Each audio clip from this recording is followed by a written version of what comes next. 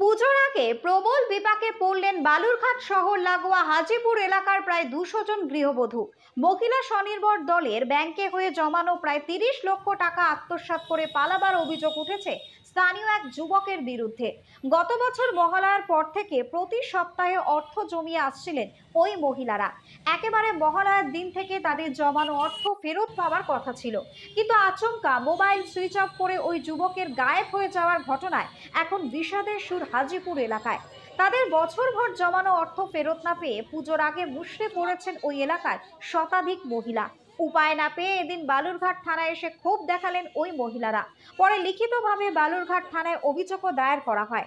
বালুরঘাট থানার পুলিশ ঘটনার তদন্ত শুরু করেছে ইতিমধ্যে।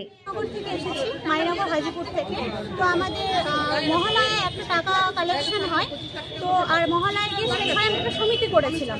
তো সেই সমিতিতে আমরা টাকা দীর্ঘ 60 সপ্তাহ চলে গেছে, আমাদের মহালয়াতেও টাকাটা আমরা পাইনি।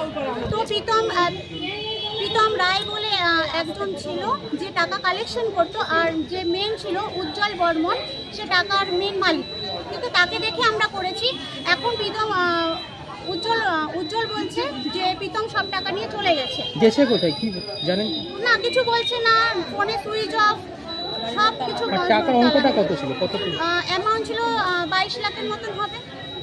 আচ্ছা, আজকে আপনারা দেখলাম যে হচ্ছে বালুরঘাট ইয়েতে থানাতে এলেন, হ্যাঁ। তো কি বলছে থানা? কি বলছে থানা? বলছে থানাতে এখন জিডি দেওয়া হচ্ছে, এখনো থানা থেকে কিছু বলেনি, এখনো জমা দিচ্ছি আমরা।